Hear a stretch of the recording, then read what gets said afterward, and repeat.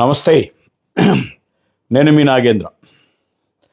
జక్కంపూడి రాజా చాలా ఎక్కువ మాట్లాడుతున్నావు రాజా.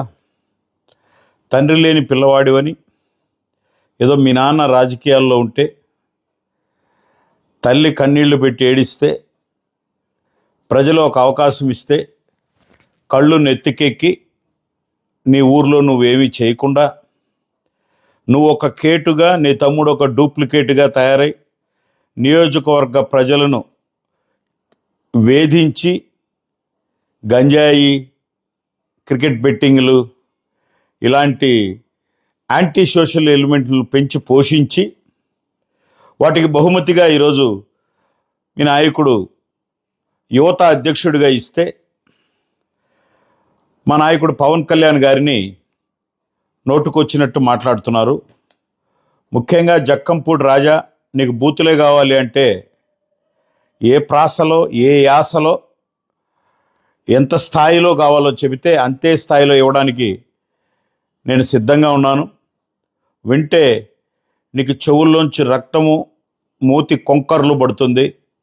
కానీ ఒక శాసనసభ్యుడిగా పనిచేసిన నువ్వు ఒక పార్టీ అధ్యక్షుణ్ణి మీరేం మాట్లాడారంటే ఏదో భాష మాట్లాడారే. 2 చోట్ల భీమవరం, గాజువాకలో తంతే పిఠాపురంలో వచ్చి పడ్డారు.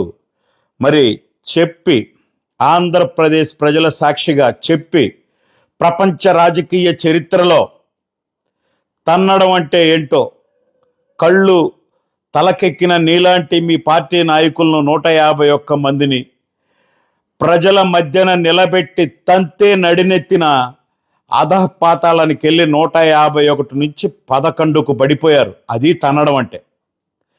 ప్రజలు నీ ఊర్లో నిన్ను కూడా వీధులు బడిత తిప్పి ఎంత గొంతు చించుకున్నా తన్నారు కదా. అది మా నాయకుడి యొక్క లక్షణం. ఏంటి అభివృద్ధి గురించి మాట్లాడుతున్నావు? ఏం తెలుసు నీకు? మీ నాయకుడు అనేవాడు, మీ నాన్న అనేవాడు రాజకీయాల్లో లేకపోతే ఈరోజు నువ్వు ఒక వార్డు మెంబర్ కూడా కాలేవు నీ ఊర్లో. మీరు మాట్లాడుతున్నారు మా నాయకుడిని. దేశంలో ఎవరూ సాధించలేనంత 100% స్ట్రైక్ రేట్ సాధించిన ఒక నాయకుడిని నువ్వు నీ నాయకుడు ప్రాబల్యం కోసం నోటికొచ్చినట్టు మాట్లాడుతున్నావు. అర్థమైంది కదా తన్నడం అంటే ఎలా ఉంటుందో. నడి నెత్తిన పెట్టి గురి చూసి తన్నారు ప్రజలు మిమ్మల్ని. బుద్ధి తెచ్చుకో. ఏమన్నావు? అభివృద్ధి గురించి మాట్లాడుతున్నావు. అక్కడ అభివృద్ధి భీమవరము. సరే, అభివృద్ధి మీద చర్చకి సిద్ధమా? Challenge, open challenge.